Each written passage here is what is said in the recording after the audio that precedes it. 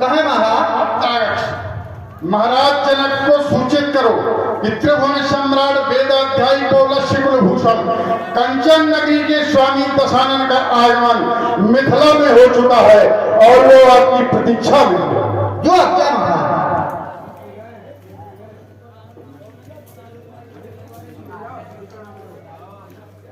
महाराज लंका के स्वामी पौलस्य कुलभूषण दशानन जी का आगमन समाप्त हो चुका है, वो आपकी प्रतीक्षा में है।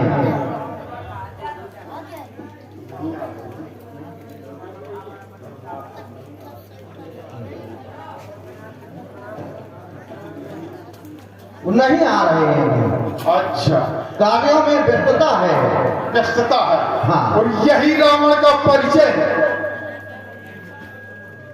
यही रावण का परिचय है, क्योंकि रावण जहां भी गया है वहां कोई उसको मिला नहीं है। यही एक रावण का परिचय है।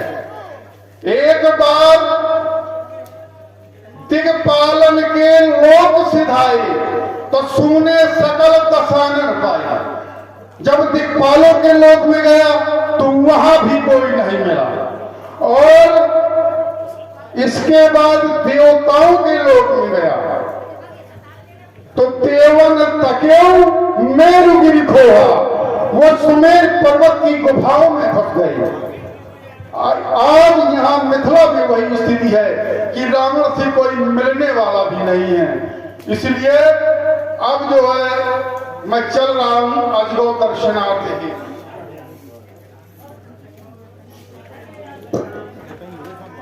हे अजगो, अंतिम प्रणाम। मैं आपको अंतिम प्रणाम करता था। यद्यपि मैं जानता हूं कि आपको आज टूटना संभव है, लेकिन ये बात मैं समाज में व्यक्त नहीं कर सकता, क्योंकि इसी से मेरी मुक्ति भी है। इसलिए मेरा कहना है कि एक समय वो था कि जब पृथ्वी पर हाहाकार मचा हुआ था। एक समय वो था जब पृथ्वी पर त्राही मची हुई थी। एक समय वो था जब यहाँ का जनमानस खून के आंसू रो रहा था। उस संकट की विषम परिस्थिति में आपने उठाया अपने सबल कंधों पर भार, और आज तुम्हारी ये दुर्दशा आज बलिवेदिका पर चढ़ा दिया गया। अरे मैं तो जानता था कि ये मानवतावादियों की समाज है। यहाँ तक मैंने सुना है कि पूरे नर नारी सुभग सुचि संता, धर्मशील ज्ञानी गुणवंता। यहाँ की नर और नारियां सभी समाज में है, और यहाँ का राजा विद्वान है। कहते हैं कि जासु ज्ञान रवि निशिनाशा, ऐसा विद्वान जनक है। यहाँ तक कि गार्गी जैसी महिला और शतानंद जैसे सत्पुरुष और अष्टावक्र जैसे विद्वान आज के वर्तमान समय में विश्वामित्र महामुनि ज्ञानी जैसे इस समाज में आज ये मानवता के पोषण का शोषण किया जा रहा है। यहाँ पर धर्म के रक्षक का भक्षण किया जा रहा है। अरे ये कार्य अनुचित है। मेरी दृष्टिकोण में यह कार्य अनुचित है। जब तक मुझको इस अनुचित कार्य का उचित नहीं मिल जाता है, तब तक के लिए मेरी तरफ से घोषणा कि कोई भी महिपाल धनुष का खंडन नहीं कर सकता है। अरे कौन सिंहनी का सपूत जो लंका पति से टकराएगा? अरे किसने माँ का दूध पिया जो सम्मुख चौहर दिखलाएगा? अरे उसे खुली चुनौती रावण देता। जो धन कर्षण करने आएगा तो लंके से हाथ में खड़ग लिए जीवन भर वो निभाएगा।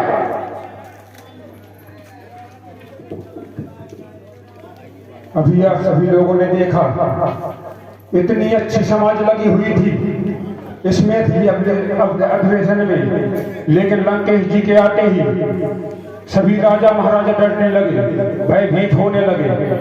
लेकिन ये बाढ़ डरने वाला नहीं है। क्यों?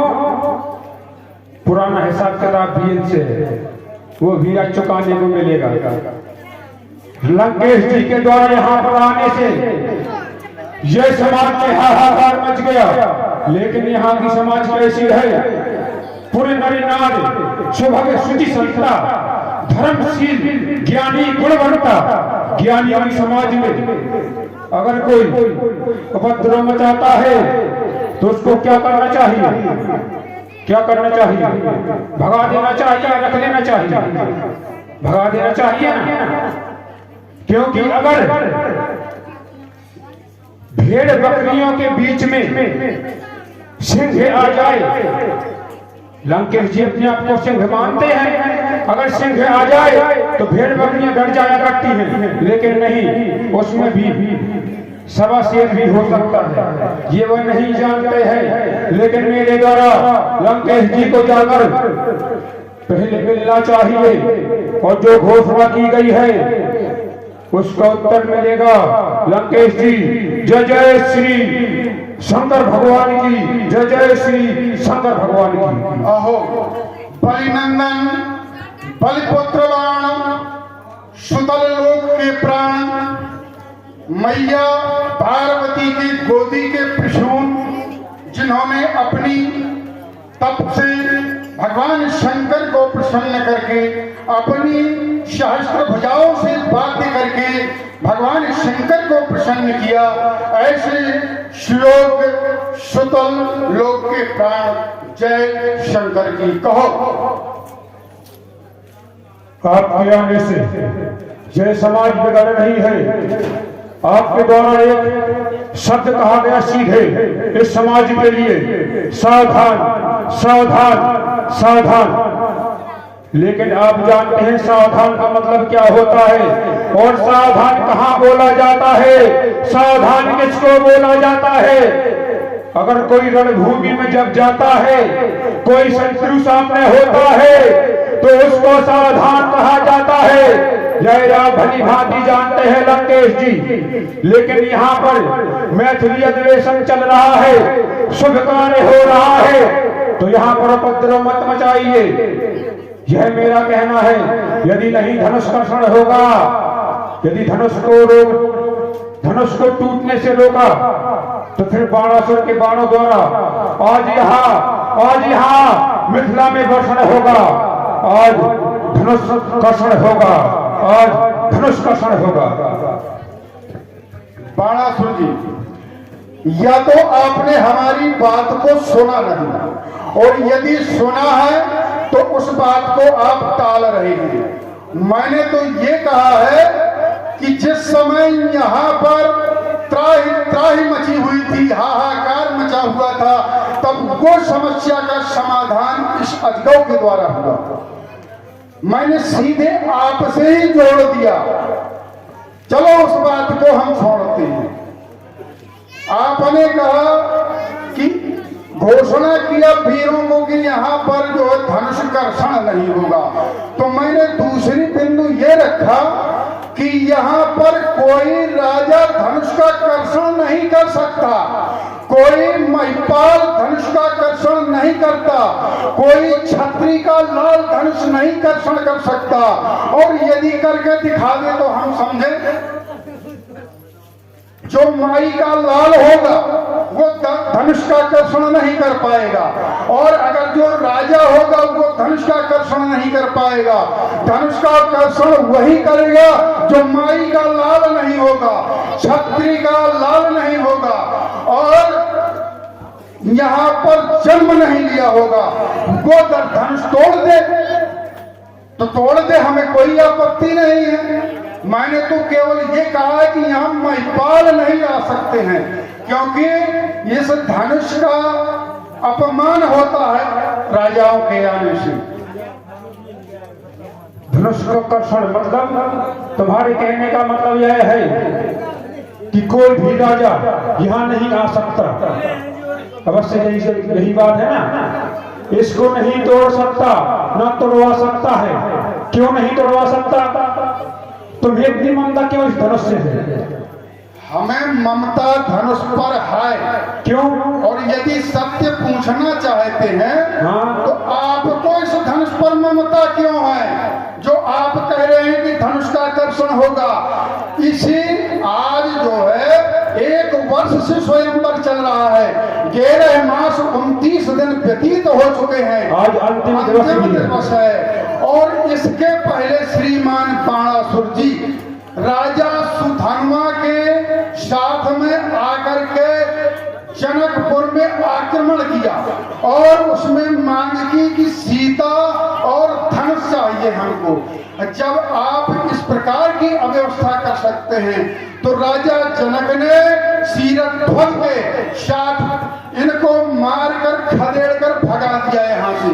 अब वही बात को कम करने के लिए श्रीमान जी आज यहाँ पहरेदार बनकर खड़े हुए हैं कि धनुष का खंडन नहीं होगा, खंडन नहीं होगा। और यहाँ की जनता को हमने कहा, यहाँ राजा को हमने समझाया, अरे सुनो, आप कहते हो धनुष का कर्षण नहीं होगा, अब आज धनुष नहीं, ये नहीं कहा धनुष का कर्षण नहीं होगा, हमने ये कहा है आज धनुष कर्षण होगा। तो आज ये कहा है, आपके द्वारा कहा गया था धनुष का कर्षण नहीं होगा, हमने तो ये कहा था धनुष का कर्षण होगा, धनुष टूटेगा, शुभ कार्य हो रहा है। महाराज जनक जी की ये प्रतिज्ञा भी है कि धनुष का कर्षण होगा तभी उनकी पुत्री का विवाह होगा। यह घोषणा है, यह समारोह है। श्रीमान जी यदि आज धनुष कर्षण होगा तो बाणों का वर्षण होगा, तो आज धनुष कर्षण होगा। आज मैथिली अधिवेशन पर बाणों की बौछारें होगी, तो रण में आज चमकती रण में तलवारों की धारें होंगी। हार जीत का पता न होगा, ये विजय हिंडोलों में झूलेंगी और सुंदरियों का क्रंदन होगा, ये धरती अंबर को झूलेगी। अरे बाण बदलो विधान वरना बाण वर्षण होगा, अब नहीं धनुष कर्षण होगा, अब नहीं धनुष कर्षण होगा। अगर तुम्हारी इच्छा है कि धनुष कर्षण ना हो तो तुम खुद जानते हो क्यों नहीं करवाना चाहते हो धनुष कर्षण। लंकेश जी खुद जानते हैं कि धनुष कर्षण क्यों नहीं होना चाहिए।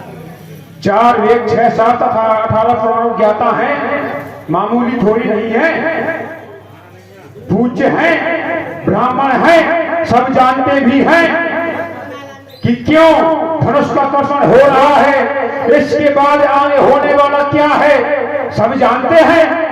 लेकिन तुम्हारे द्वारा यहाँ पर कहा गया कि धनुष कर्षण नहीं होगा, तो मैं बस यही जानना चाहता हूँ यह कार्य तो अच्छा हो रहा है। और लंकेश जी थोड़े से मैं पूछ रहा हूँ, जहाँ पर अच्छा कार्य होता है तो तुम्हारा तो कार्य बिगाड़ना है, तो टूट जाने तो धनुष, तुम्हारी तो मन की बात हो रही है, तुम्हारे लिए तो अच्छा हो रहा है, क्यों नहीं। लंकेश जी जानते हैं लंकेश जी का नियम कैसा है। लंकेश जी का नियम यह है ऋषि मुनियों को सताया जाए, धर्म कार्य में अधर्मता फैलाई जाए, और कोई अच्छा कार्य हो रहा हो उसको बिगाड़ा जाए। तो धनुष कैसा है आप खुद जानते हैं कि एक ब्राह्मणों के हड्डियों से बना हुआ है। ब्राह्मण तुम्हारे हमेशा शत्रु रहे हैं कि नहीं रहे हैं? आज भी है, आज भी हैं। तो ये धनुष भी पूज्य है, हम पूज्य मानते हैं। अगर तुम नहीं मानते हो तो हमें कोई भी मतलब नहीं है। पूज्य है, हमारे लिए है, तुम्हारे लिए नहीं है, तो तुम टूट जाने दो। तुम्हारे लिए अच्छा कार्य हो रहा है, टूट जाएगा तो तुम हाहाकार नहीं कर पाओगे। और ऋषि मुनियों को जिस प्रकार सताते हो उस प्रकार यहाँ भी तो एक ऋषि की अस्थियां, जीव, सब कुछ इसी में है। जो महर्षि कभीष की हड्डियों से बना हुआ है, उनके प्राण इस धनुष में है, तो उनका वध मतलब वह आज मृत्यु को प्राप्त करेंगे। यह तो तुम्हारे लिए अच्छा कार्य हो रहा है, लेकिन तुम बड़ी अम्मा काहे बन रहे हो यहाँ पे? हमारे सामने ये कुछ ना करो। आप भली भांति जानते हैं कि जहां पर ये बलि बकरवाड़े पहुंच जाता है तो वहां पर कोई भी उपद्रव नहीं मचा पाता। तो इसलिए सावधान लंकेश जी, संभल कर बोलिएगा, अन्यथा बाड़े द्वारा इस मिथिला विशेष अधिवेशन में कुछ भी हो सकता है। वाणी को विराम। कुछ नहीं हो पाएगा। आप कहते हैं कि धनुष को टूट जाने दीजिए। आप ऋषि मुनियों के, ब्राह्मणों के हित में नहीं हैं। तो अगर हम हित में नहीं है तो क्या राजा जनक हित में नहीं है क्या? अरे हम थोड़ी कर रहे हैं ये। मान लो हमारा काम है पाप करना, तो हम पाप करते हैं। बिल्कुल। और हमारा का धर्म है राक्षस धर्म, तो हम राक्षस धर्म को अपनाते हैं। और ये राजा जनक, चलो ठीक है तोड़वा दो धनुष को, और राजा जनक मान ले जिस प्रकार से हम मानते हैं अपने को राक्षस, उस प्रकार से अपना धर्म से कहते कि हम भी राक्षस हैं, तो तोड़वा दो धनुष को। क्यों कहते? क्यों कहते? तो धनुष राजा जनक तो धर्मात्मा है। इसका मतलब धर्मात्मा है, तो धनुष को तोड़वाना क्या अनुचित कार्य है? आप लंकेश जी आप नहीं जानते क्या? क्या जानते? चलो बोलो पहले तुम।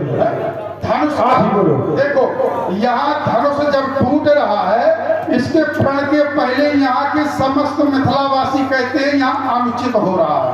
ठीक है ना? नहीं, समाज में किसने कहा अनुचित हो रहा है? समाज किसी से भी पूछवा दो हमें, किसी ने कहा अनुचित कार्य हो रहा है? हम तो ये बताओ अनुचित कार्य हो रहा है ये? अरे हम बता रहे हैं, हमसे पूछो कौन कह रहा? बताओ। पूरे नगर के नर नारी कहते हैं मिथिलावासी, कहते सोच ही सकल। अब सकल माने क्या होता है आप तो जानते ही होंगे। सोच ही सकल और कहत सकुचाही और विधिशन विनय करे मन माही। विधाता से विनती करते हैं कि हर जड़ जनक वेद विधि, यानी जनक की जड़ता को नष्ट कर दीजिए। ऐसा जो है तो यहाँ के मिथिलावासी कहते हैं। यहाँ तक कि सीता जी कह रही हैं कि नीके निरख नयन भरी शोभा। जब उन्होंने किसी को देखा नीके निरख नयन भरी शोभा, तो प्रीत उत्पन्न समुझ भय मन क्षोभा। क्षोभा माने क्या होता है? कष्ट हुआ उनको। तो जब सीता को कष्ट हो रहा है, यहाँ पर नर नारियों को कष्ट हो रहा है, तो समझ लो फिर अगर जब सबको कष्ट हो रहा है तो कार्य अनुचित ही हो रहा होगा।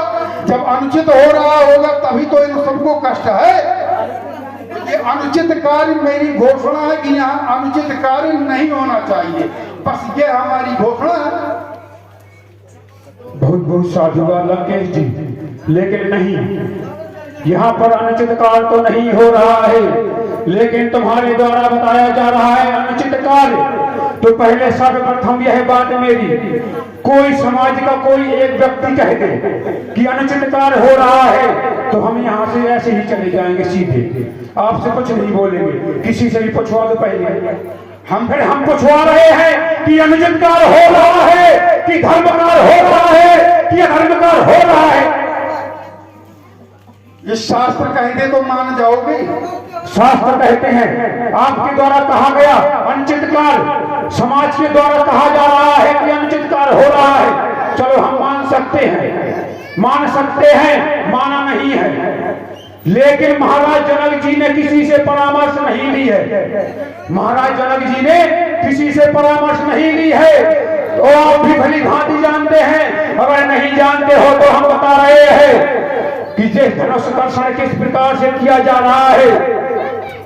जब उनकी पुत्री सीता अपने कुल देवी के यहाँ पूजा करने के बाद जब लौटकर आई, तो फिर महाराज जनक जी ने कुछ ऐसा दृश्य देखा कि सीता ही उठे धनु हथ लेहु। सीता जी ने धनुष को अपने हाथों में इस प्रकार उठा लिया है कि जिस प्रकार कोई व्यक्ति पुष्पों को इस प्रकार उठा ले और प्रभु के चरणों में चढ़ा दे, तो सीता मैया ने इस धनुष को उठाया है। तो महाराज जनक जी भली भांति ये भी जानते हैं यह प्रभु भोलेनाथ का धनुष है। उनको धरोहर रूप में दिया गया था, लेकिन वह कार्य ऐसे नहीं कर रहे हैं। भोलेनाथ जी आते आप तो चले आए रोकने के लिए। आपका तो है नहीं धनुष, है क्या? बोलते जाइए। नहीं, आपका है क्या? अपने क्रम में बोलेंगे, अगर हमारा अच्छा हो तो बताओ। ठीक है, ठीक है। ये भोलेनाथ जी का धनुष है, भोलेनाथ जी की धरोहर है, माता पार्वती की धरोहर है, गणेश जी की धरोहर है, कार्तिकेय की धरोहर है। इन सभी में से कोई यहाँ रोकने नहीं आया, तुम काहे आ गए? ये बताइए, यदि किसी के यहाँ कोई धरोहर रख दी जाए, हाँ, तो इसका मतलब ये है कि उसको नष्ट करवा दिया जाए। और धरोहर के रूप में भगवान शंकर कभी भी मान सकते हैं। धरोहर के रूप में कोई चीज रखी गई है तो उसको सुरक्षित रखना चाहिए कि उसको नष्ट करवा देना चाहिए। ये कोई अनुचित कार्य हो रहा है क्या? अरे धरोहर के रूप में रखो, अभी कल तक इसकी पूजा होती रही है, आज इसको नष्ट किया जा रहा है। अरे धिक्कार तुम्हें है बाणासुर, ये शिव का धिक्कार तुम्हें है बाणासुर। इस शिव का भक्त कहने पर इस मिथिला मंजू महोत्सव में ये अजगौर रखा आज निशाने पर। अरे कायरता से भरा हुआ दैत्य वंश का इतिहास तुम्हारा, आन पर मर मिटने वाले वीर जहां ऐसा आवाज हमारा। जब चलती रण में चंद्रहास तब दसों दिशाएं हो जाती मौन, ये पथ रोक सके जो मेरा जग में।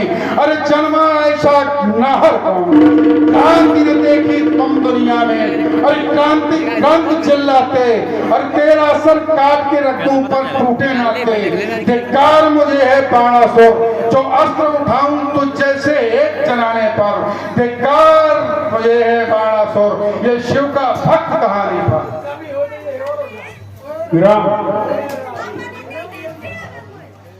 बहुत अच्छे बोलते हो लंकेश जी, लेकिन हम यह जानना नहीं चाहते, हम कारणवश यह जानना चाहते हैं। पहले ये बताइए, अब युद्ध करें